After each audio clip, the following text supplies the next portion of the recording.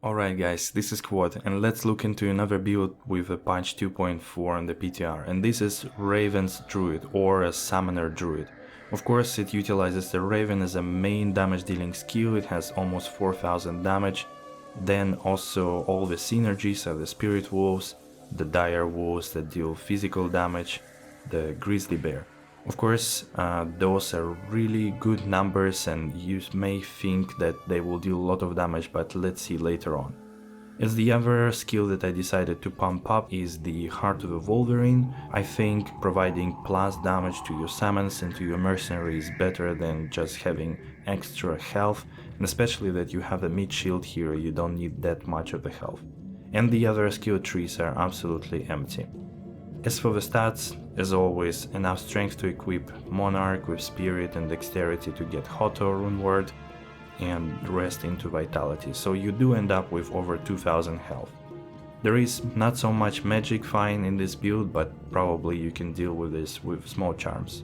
The standard caster setup with Mage Feast, Heart of the Oak, then obviously Raven Lore for the +7 to Raven, Enigma for relocating, the Mara, of course, 2 skills and resistances, Spirit Monarch, Aldur's Boots, although not sure if something else could be better here, definitely to check, the +1 skill rings and Arachnid Mesh, and then again the inventory for the resistances and skillers. The mercenary, the most important, is the Reaper Stall because of a Decrepify proc. This will increase the damage of all your summons and especially the Ravens, so you really need that one here. Maybe Act 5 Lawbringer could be the first thing. And of course, to make those procs faster, you use Treachery for the higher attack speed, and for survivability Crown of Ages, but definitely can use something else like Kira's Guardian for Cannot Be Frozen.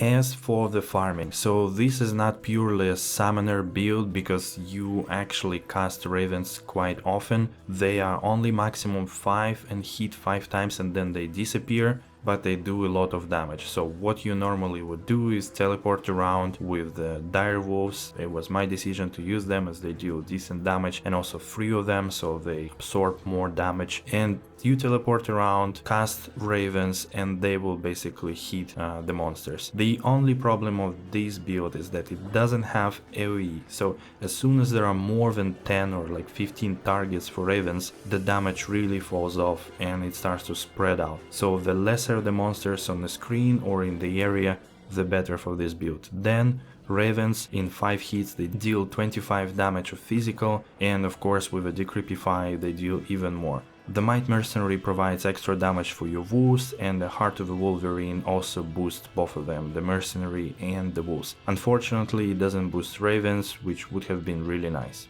So this is more like a caster build, so you really need to keep an eye on your Ravens amount and recast them often. Quite important is to locate the right targets for the Ravens and usually try to spawn them on top of the unique bosses or light packs so that they deal damage to the right monsters instead of to just random Devilkins. So as I mentioned, this build does well when there are not so many targets on the screen, and I wanted to test Travincal because there are only like 11 of them. Should be fine, and indeed it actually was pretty okay. Apart from that, they spawn with nasty fanaticism and conviction, so it was a little bit difficult to deal with them, but the damage from Ravens was absolutely enough to destroy those Travincal Council. So again, the potential to farm runes here is there, but it's definitely not as fast as many other builds. So again, this is more like a flavorful build. If you want to try out something new, you can absolutely play through with this, I'm sure, and then with a decent enough gear you can get into the decent farming. And again, just look how quick Mephisto dies here. Is with Decrepify, the Ravens absolutely annihilated. It's really good. Obviously early farming, alright, and again you can see as soon as more monsters are here, the damage and the speed of clearing is falling off, so even the Eldritch takes a bunch of time. The same situation is with Shank. As soon as they start to spread out, then the entire damage goes away. And this is actually the main disadvantage. So there are 2 of them that I see, is that there is no kind of a splash damage or AoE damage of Ravens, and other summons don't deal enough damage to compensate for that. So Dire Wolves, even with like 2k damage, still it's not as good as something else. And the second disadvantage is that you really have to recast Ravens all the time, because 5 hits, they disappear just too quickly, and the moment after you don't have 5 Ravens, so you don't deal enough damage already.